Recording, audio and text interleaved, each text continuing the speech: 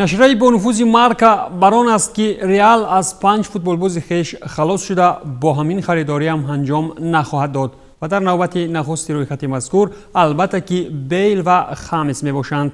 همین طریق طبق نویدهای مارکا مادرید با گارت بیل، ماریانو دیاز، براهیم دیاز و دانی سبایوس خیر و باد خواهد گفت. از فروش این بازیگران ریال 200 میلیون به دست آوردنی است.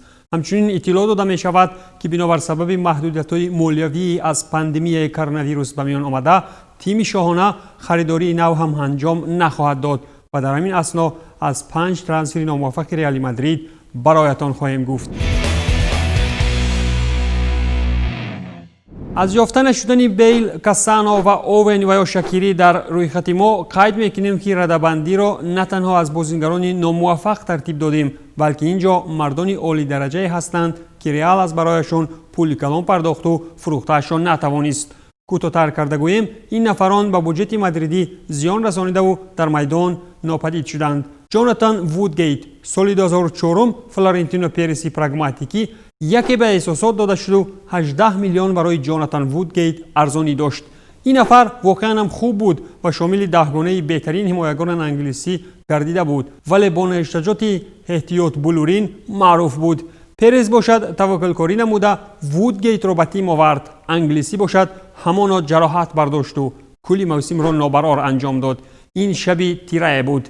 طبق شرطنامه من حقوقی دیر ماندن از بازی‌های مادرید را نداشتم و از این رو 1 سال بین منبرها و اتاق دکتر گذرانیدم. این دهشتناک بود. میانی ترانسفر و بازی نخست وودگیت را 13 مجد نمود، ولی این هم نشانه از دوزخ واقعی نبود. در بازی اول بریتانی خود گل زد و با گرفتن 2 کارت زرد و نیم ساعت پیش از بازی از میدان رانده شد. مخلصان و ژورنالیستان به فوتبالباز بریتانی در افتاده روحاً شکستندش. در کل موسم جوناتان تنها 2 بار پای هم به هیئت اساسی برآمده، جراحت‌ها او را کنار نگذاشتند و تنقیدها از منبرهای ورزشگاه باشد زیاد می‌شدند. برای آن که پرس را ایمیجش پایین‌تر نرود، وودگیت را بر عوض قریب نیم پول خریدش تاری سری میدلسبرا بار کرد.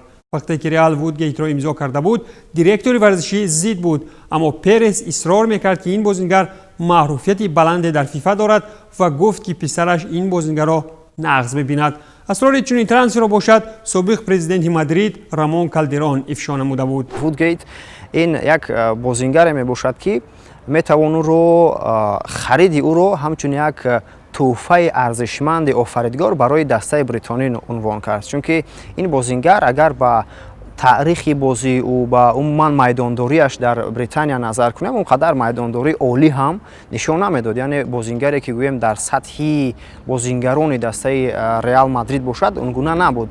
لیکن وقتی که یک پیشنهاد خرید از جانب دسته شاهانه می شود، اونها رد نکردند و از فرصت استفاده کردند و زود او را به ریال مادرید روانه کردند.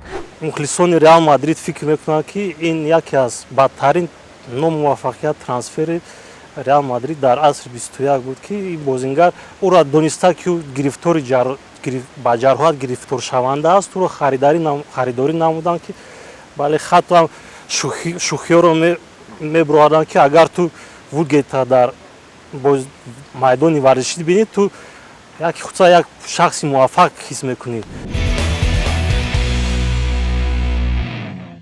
رویستون درنته، وقتی که در ریال بازی میکنی و فقط استراحت میکنی و تو را به علن میفروشند، تو بازی را در تجهیزات بازیکنی فیفا کشاده کارنامه را از نو آغاز میکنی. اما رویستون درنته در خصوصی از نو برقرار کنی یا خود به قول رستارت یگان چی نشونیده و همین طور ادامه دادن میگرفت. هنوز سال 2007 درنته تزکار با نیدرلندها یوروی جوانان را پیروز شده بهترین بازیگر مسابقات شد و اشارت میکرد. بهر نیم حمایتگری با استعداد نوبت پایا خیلی هم طولانی صورت گرفت. نسبت من 16 باشگاه توجه میکردند. من با پرزیدنت بارسلونا و دیرکتور ریال صحبت نمودم. بهر 14 میلیون آن وقت مصرف شده باشد، ریال تا حال هم افسوس میخورد. درنتی همگان را در حیرت گذاشت. در سوپر جام گل زد و پریمیر را به خوبی شروع کرد، اما بر مقابل پول کلان و شهرت رویستون مبارزه بردن نتوانست. او به موسیقی مشغول شده خانه می ساخت و از دوستی با راماریو و گوتی اظهار شادی می کرد. او را حتی اجاره به ارکولس و اورتون هم تاثیر بخش نشدند. هلندی تا درجه فوتبال بزاری زیر کرده بود که حتی در انگلیا هم با تمرینات دیر میکرد. طاقت دیوید مویس طاق شد و او هلندی را با سخنهای قبه مکافاتانید. پس از این رایستون را الانیا انتظار بود. خطریک به دروازه مردوویا، بازی در صف RGE و باز هم بانیاس و با همین فوتبال را بس کرد و بر ابصرایی گذشت. ولی در آنجا هم موفق نشده باز برگشت فوتبالی نمود. ریال باشد از برای این جوان به اندازه نرخ گنسالو اوگیاین و رود و نیستل رای پرداخت نمود. نخستین بازیاش استوار بود. بازی خوب نشان داد. ولی یک عامل پیدا شد که مارسلو انی زمان یک بازی عالی نشان دادن سر کرد و در موقع لاترالی طرف چپ یا حمایتگر طرف چپ بهتر با مارسلو توجه دادن سر شد که بعد از بازی مارسلو درنت با صف احتیاطی گذاشت. وقتی که درنت با اینجا اومد همون شب و روز خریدی مارسلو نیز برگزار شد. یعنی مارسلو از برزیلیا اومد و برای در هیئت اساسی بودن میان اونها یک رقابت سالم به وجود آمد و معلوم شد که مارسلو در این رقابت خوبتر و بهتر عموما افضلیت داشت. به این خاطر موقع درنت روز از روز کاسته شدن گرفت و عجیب این است که وقتی که او موقعش رو در ریال مادرید از دست داد دیگر یگان ابردسته ها به او توجه ظاهر نکردند. کاکا سال 2009 پرز به مسند پرزیدنتی ریال برگشت و از خریداری کلی ستارگان دست نکشید. به سانتیاگو برنابئو کاکا آمد، نفری که در دو موسم اخیر سری آ 31 گل وارد دروازه ها نمود. میلان اون وقت باشد بازیکنان را هر جا پرتایی ننموده تنها با خواهش خود فوتبال بازان به قرار ترانسفری می رسید. نسبت کاکا برای سرانری منچستر سیتی و ریال پیشنهاد نمودند و شیخان منچستری آن زمان 30 میلیون بیشتر پیشنهاد می نمودند. اما از شهر میلان جوابی رد گرفتند. من به سیتی جوابی رد دادم. آن دوران من به خود قول دادم که اگر از میلان روم تنها به ریال خواهم رفت. این یگانه جایی بود که من از برای آن سان سیرو را ترک نمودم. برزیلی از جهت معاش سخت باخت، چرا که در مادرید کمتر از میلان ها پیشنهاد کردند و حتی کم از منچستری ها می دادند. پولها فکری کاکا را عوض کردن نتوانستند و او تنها در فکر پیراهن بزرگی سفید بود. ولی جراحت ها و ژوزه مورینیو کلی چیز را ویران نمودند. برزیلی با سبب جراحت ها از بسیار چیزها دیر ماند و وقتی برگشت میدان کرد در جایش الکای مسعود اوزیل را دیده بود. من 3 موسم تلاش می نمودم که مورینیو را خواهش کنم تا مرا وارد بازی نماید، اما او این کار را نکرد.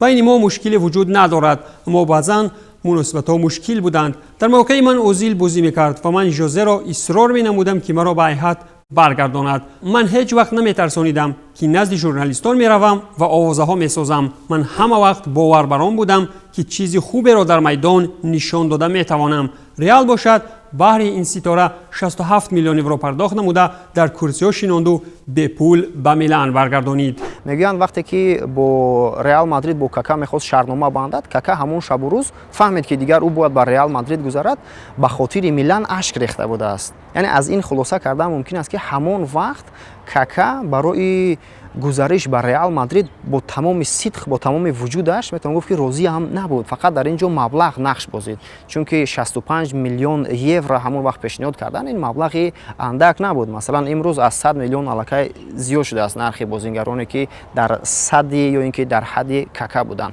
این یکی از پیار اقدامی فلورنتینو پرز بود که تکرارا با کرسی پرزیدنتی ریال مادرید اومد. در همراه او با کریستیانو رونالدو را خرید، یعنی دو صاحب توپ طلایی را با دسته ریال مادرید ترانسفر نمود.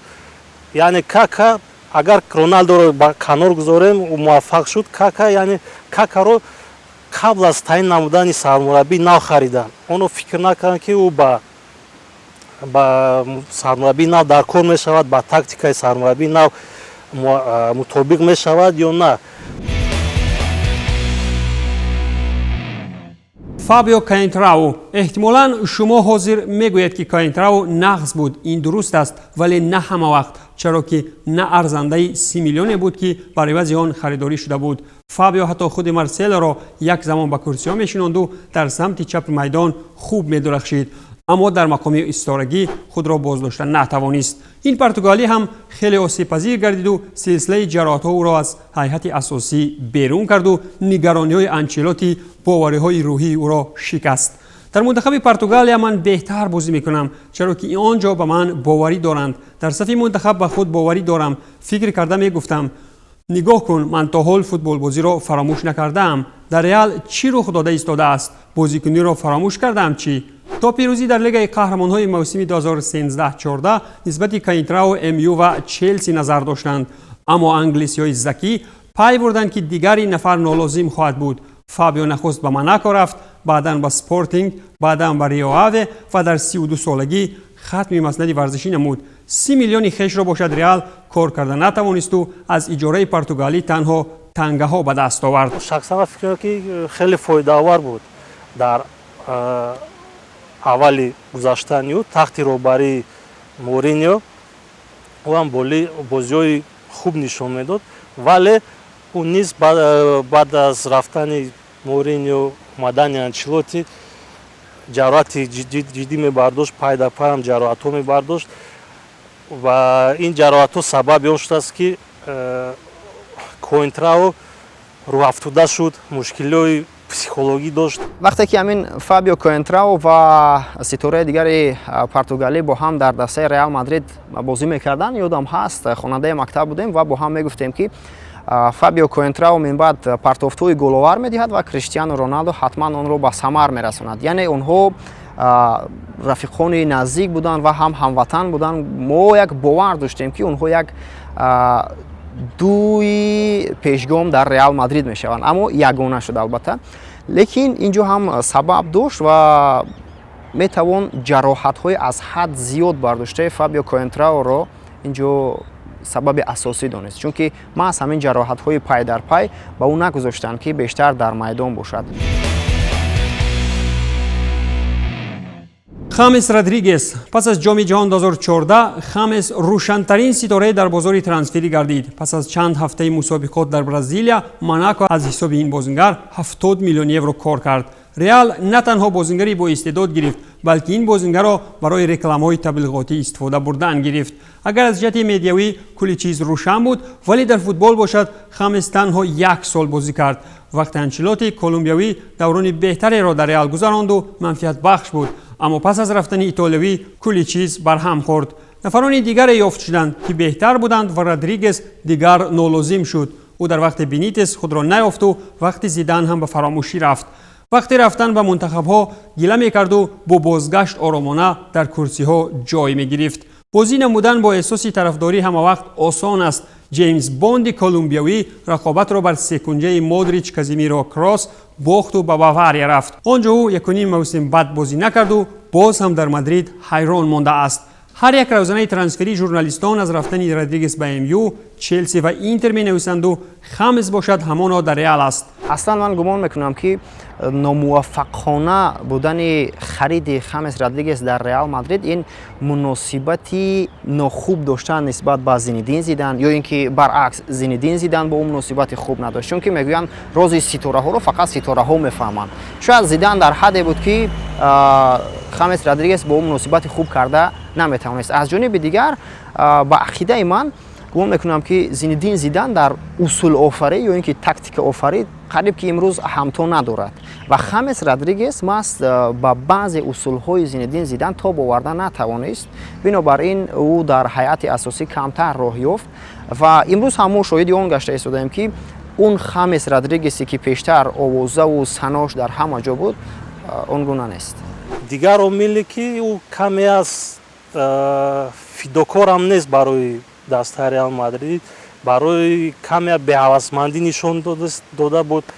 تنبلی هم گویم، همین خیلی تنبلی هم نشون داد که حتی در اجاره بودن وی در دسته بایر مونیخ او نمیخواست زبان آلمانی رو بیاموزد. حتی آلمانی هم میگفتند که کمی نشانه تنبلی نشون داد. بعد از گشتن وی تماما از چشم زیدان افتید. این یکی عامل که او فداکار نبود، هوسمند نبود با دسته رئال مادرید. اما از ممکن باز به نزد انچلوتی رود و امید دارم که با سطح پیشینش برمیگردد. دوستان عزیز، این بود قصه کوتاهی از 5 ترانسفری ناموفق‌ترین باشگاه شاهانه رئال مادرید که قسمت دیوم روی خط مذکور را در برنامه‌های بعدی خواهیم گفت. باقی تنصت و پیروز باشید. خیر.